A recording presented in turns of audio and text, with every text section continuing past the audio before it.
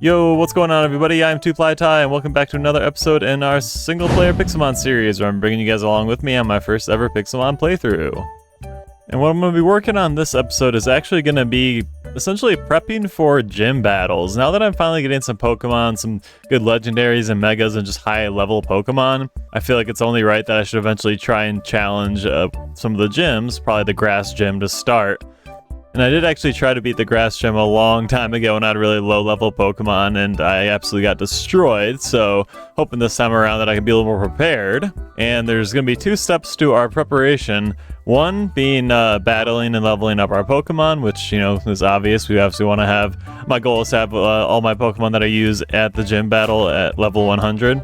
And then on top of that, while we're battling and leveling up our Pokemon, I do also have this Orb of Frozen Souls that I crafted a while back, and it's still only like half filled. So we have a lot of Pokemon we still have to take out and battles we have to win in order to fill that up, because once that's filled, we can finally try to battle and catch Articuno, which will be really sweet. First time ever battling one of the bird legendaries. But then one other big piece of this episode and getting our Pokemon as strong as they can be for those battles is going to be getting them to max 100% IVs. So I did do an episode, I believe it was episode 13 a little while ago, if you've watched before. That episode covered checking IVs for every Pokemon you catch, as well as using catch combos, essentially catching the same Pokemon over and over and over in a row in order to get a better chance of high IVs. So if you have any questions about that process, definitely watch that video. But essentially, higher IVs means your Pokemon's going to be stronger. So that's going to be my end goal for this episode, is to get all of the Pokemon on my team currently to 100% IVs, and obviously level them up as well, so they should be ready to take on some of the gyms. Oh, and look at this. Okay, well, I was about to mention, or kind of go over the Pokemon I had on my team, the Pokemon I plan on using, specifically for the grass gym, but I just already got a level up for Frigibax, and he just evolved into Artibax, which is awesome because now that that's over, I'll go through my team. I've got Garchomp, Xerneas, and Rayquaza on my team, and some of them are effective against grass, but overall there's 3 really strong Pokemon, 2 legendaries, really good to have. I got Delphox and Charizard as my fire types that I'll be using against the grass gyms. And then, like I just mentioned, we have Artibax, who I'm trying to get evolved all the way up, well, obviously to level 100, but evolve him to Baxcalibur, who's actually one of the better, like, ice-type attacking Pokemon in Pokemon. And actually, when I played Scarlet and Violet when the game came out a couple years ago, it was honestly one of my favorite new Pokemon that they added to the game. Like, super awesome Pokemon, really cool dragon ice-type. So this is the team we're going to be rolling with, and obviously, you know, 3 of these Pokemon are close to level 100, the other 3 are pretty far off, so again, we're going to have to do lots of battling, maybe even use some XP candies to evolve them up a little bit easier. I'm kind of tempted to maybe even try to go to Ultra Space, where there's just a lot higher level Pokemon. So I'm going to go ahead and battle with these Pokemon on my team as much as I can, see how many Pokemon we can defeat, how many levels we can get, and then I'll check back shortly and we will focus on the IV side of things, and I will show you guys the new technique I'm going to use to get 100% maxed out IVs for all these Pokemon. And you know what, guys, I decided that I am actually going to go ahead and just go to Ultra Space to start doing some battles, because we can battle higher level Pokemon.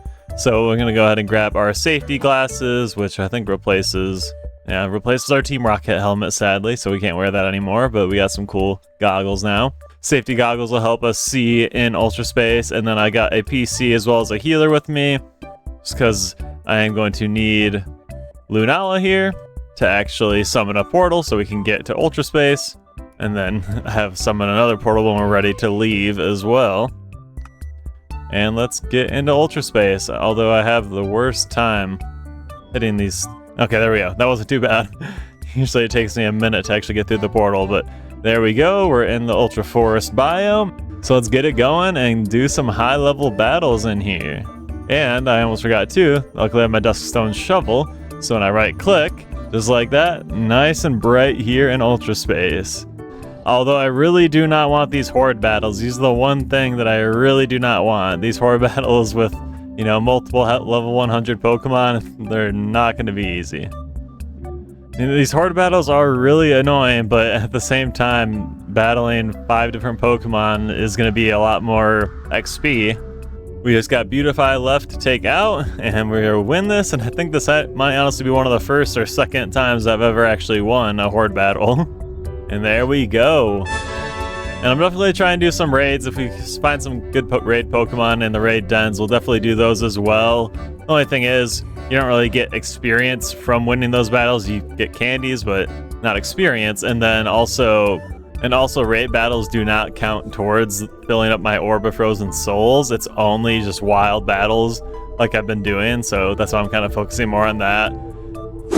Well, I was about to say I just won another Horde battle, and then immediately after got pulled right into another one, but there was a really cool spawn nearby that I don't see now, so I'm going to run away from this battle. And okay, he's over here. He didn't go too far. There is, I believe this is a Mega Heracross. Okay, I guess we have to take out these Pokemon first. Do another Horde battle. Earthquake is actually super useful because it's one of the few moves that actually affects every single Pokemon in battle, unless it's like a flying type like Staravia, but takes out 3 Pokemon really quickly. Alright, cool. Finally took out this other Horde battle, finished that off, got some more level ups, and now we can come over and take on this Mega Heracross. Yay! Although no, oh my gosh, look at all these Pokemon right now. Vulpix, Pikachu, and Throh all chasing me trying to battle. Come on, just let me hit him, There we go. Oh, okay, what is that? A Horde battle with a Mega Pokemon? Come on. Alright, we were able to escape this time, and now let's go at Mega Heracross again. Finally, just Mega Heracross, not a Horde battle. He took out Rayquaza, which is not good. Okay, cool. Xerneas survived. Come on, just get your attack off. Let's go! Alright. Beat level 1, 2, 3, Mega Heracross. Now give me another Mega Stone. There we go. Heracronite. A rare candy. That is what I'm talking about. We will gladly take another Mega Pokemon. Pull out our healer, heal up, and we'll keep on fighting. Let's see what kind of loot we got in here. A Zap Plate. I'm pretty sure I already have one of those, but I am so close. I think I'm only like maybe 2 or 3 Arceus plates short of having all the Arceus plates that we need in order to summon and battle Arceus, which again is something else I'm really hoping that we can do in the near future. But instead, in the near future, we're just going to do more level 100 Horde battles, I guess. So I'm definitely not going to claim to know the best strategy and the best way to level up Pokemon. Obviously, rare candies, XP candy, all of that helps. But in terms of battling, I won't claim to know the best way. Hey, look at that, we got an XP share. But from what I can tell so far, being in Ultra Space here, doing Horde battles seems like one of the best ways to get experience, or at least that I've found so far. Oh my god, guys, look how big this Eevee is. That Eevee is huge. Like, look at it compared to Garchomp. It's almost the same size as Garchomp. That's insane. And I wasn't really planning on battling him. He's only level 20 Eevee, but again, it's another Horde battle with some high-level Pokemon. So we Mega Evolve Garchomp, do our Mega Earthquake, and, you know, get a ton more experience real easily.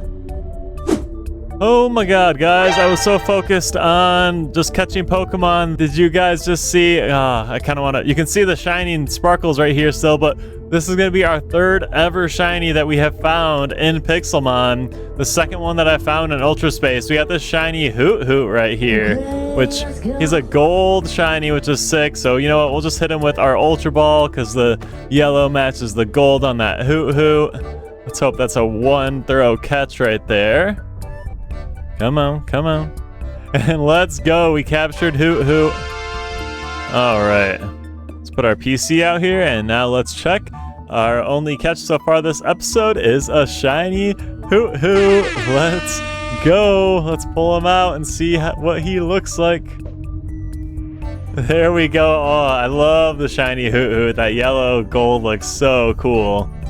And right as we're checking him out, Cosmog spawned. That's actually the 2nd Cosmog. Here he is over here. It's the 2nd Cosmog that's already spawned since I've been here, but I already have a few, so I'm not really too worried about getting more.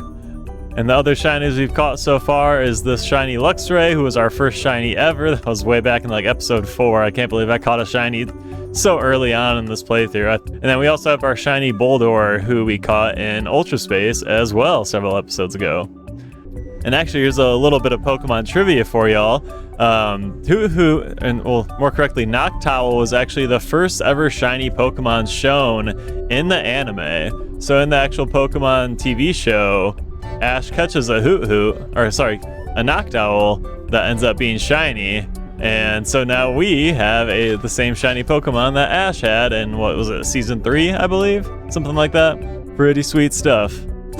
And while we're going into yet another horde battle here, I wanted to test something out and check to see if, for our Orb of Frozen Souls, if doing these horde battles counts as 5 KOs towards filling that up, or if it only counts as 1. So before this battle, it was at 174 was the amount that we had left. So after we finish off all these Pokemon in this horde battle, we will see if it gives us 5 KOs or just the 1. Alright, there we go. Took out all 5 of the Pokemon in the horde battle.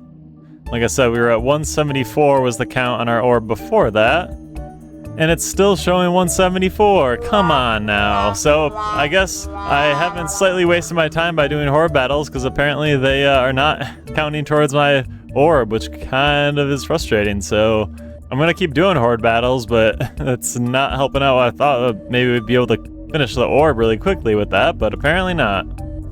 Well guys, I kind of messed up. I was trying to start this sock raid and I accidentally put down my healer, and when I went to break it, I did not use my Silk Touch pickaxe, so I ended up losing my healer that I brought with me.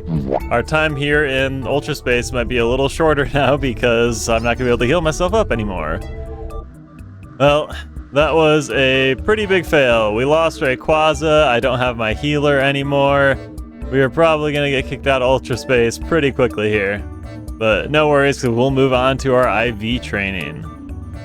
During my last battle, I got this notification saying the orb seeks an ancient shrine found in the Scorching Badlands, which confuses me because this is the Orb of Frozen Souls, which is for Articuno, which would not be in the Badlands. I feel like it's talking about, you know, Moltres orb and where you take that, so I'm not really sure what that means. But also, the orb is not completed yet. We're still have to get we're just over halfway, or right around halfway. Whatever, let's go ahead and head home. Which, oh my gosh, it's up in the trees here. How am I gonna get to this? I should have thought about that. Alright, was able to climb up into the trees here. And can I go through the portal? No? I can get in more battles still somehow in the trees. Come on. Why is this not working? Let's try this again. Wormhole. Where did it spawn? I have no idea where that portal went. Oh my god, this is gonna be impossible to get out of here, apparently. Alright, cool. Well, I got to the edge of the forest here in the Ultra Crater biome now. So I'm gonna have to pull out my final Pokemon that has Wormhole as an ability. And we'll have Solgaleo try to summon a portal now. Press G. Okay, there we go. It's right above us. And now is this just gonna be bugged and not let us go back home? Okay, these portals definitely seem bugged. Oh, so that sucks. So instead, we're just gonna have to find a Pokemon to battle that will take all of us out. So here we go. Alright, down to our last Pokemon. Solgaleo, finish us off, please. Alright, finally! We finally had all of our Pokemon faint. Thank you, God! And we can finally get kicked out of Ultra Space and wind up back in our bed back home. Alright, so we got all of our same Pokemon that we had to start off with on our team again. And as you can see, we definitely got some level ups throughout this episode so far. Maybe not as many as I was hoping, but Garchomp is 96. He's our closest Pokemon to level 100 that we've caught and trained so far. Xerneas and Rayquaza are getting there. Delphox, Charizard, and Arctibax we still got to keep working on. But I think what we'll do right now is go ahead and grab some rare candies and some XP candies. And let's use those to power some of our homies up. Curious how much XP. Okay, so he's very close to leveling up actually. So I'm going to do enough just to level him up to 97. And then I'll use 3 rare candies on him. And we'll get him officially to level 100. Garchomp to level 97. That's what we needed.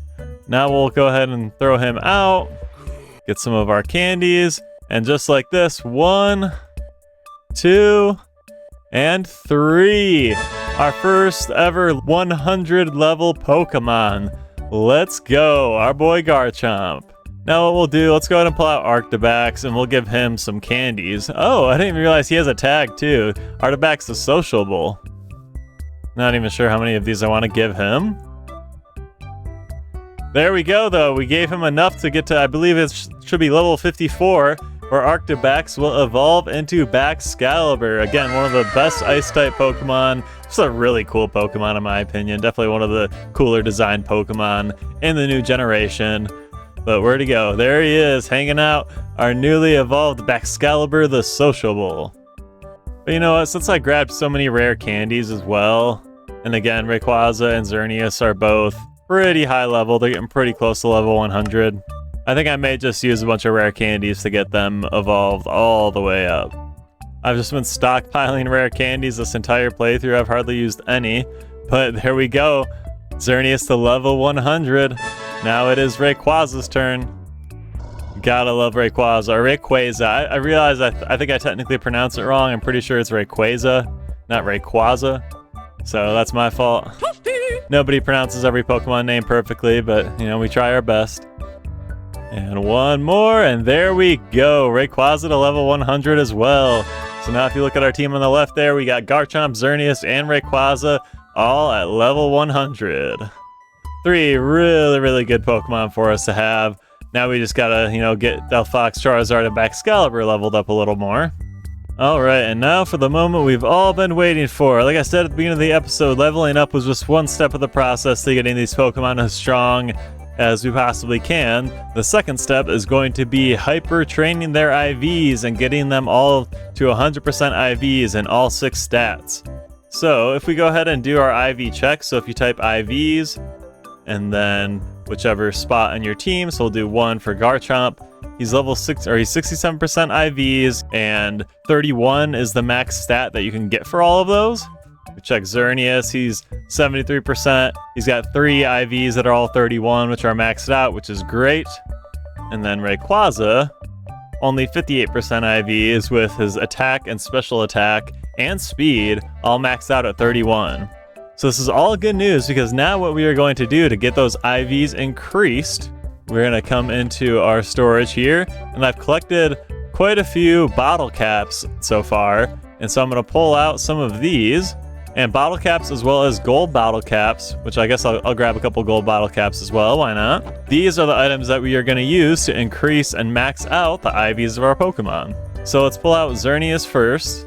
His special attack, special defense, and attack are all maxed out. So his HP, his defense, and his speed are the 3 stats that we want to have the IVs increased on. So if we come up to him and right-click with the silver bottle cap, it'll then give us the option to choose one of the 6 stats that we want to increase the IVs to max, or to 31. And that's actually kind of cool. I've never done this before, but it even shows, because we're going to increase the HP IVs, it shows what his HP is and what it will be. So again, that's just a huge difference and a huge increase. So we'll do that. We'll right click again. Again, it shows his defense is currently 224, but after we IV train, it's going to be 240. And then last but not least, speed, currently 210, but we'll go to 254. And so then now if we IV check Xerneas, it still shows him as 73%, but you can see there that all his other IVs have been increased to 31. So I guess it doesn't actually turn them into 100% IV, but it does still give them maxed out IVs, which is awesome. Now we can move on to hyper training Garchomp and Rayquaza as well, but I just wanted to show you guys, I'm pretty sure that when you're trying to use bottle caps, you have to have your Pokemon at level 100 in order to use them and to hyper train the IVs. If they are not level 100, it should not work. So I'm just going to test that out on Delphox here. If I right click, yep, down there it says Delphox must be level 100 before using this. We'll go ahead and use some of these on Rayquaza as well. Increase his attack, increase his special defense, and his defense. So then now again, if we check his IVs, it'll show that they've been hyper trained. All 3 of them that were not level 31 before are now up to 31, so he is technically 100% IVs. Woohoo! And now last but not least, we have Garchomp, who again, if we check his IVs, none of his are actually maxed out at 31. They're all pretty decent, but none of them are maxed out. So instead of using 6 of these bottle caps, of the silver bottle caps, to increase an IV train every single one of those, this time I'm going to use a gold bottle cap. And if we right click on him now, it'll show down there Garchomp's individual values have been maximized, and that is all of them. So gold bottle caps will hyper train every single IV to 31. So you can see right there, all of his IV stats now up to 31, which is sweet. So pretty much now there are EVs, which are effort values, which is another factor that comes into how strong and how effective your Pokemon is. I'm not going to get into that right now, but essentially now that all 3 of those Pokemon are level 100 and they all have maxed out IVs, they're almost as strong as they can possibly be.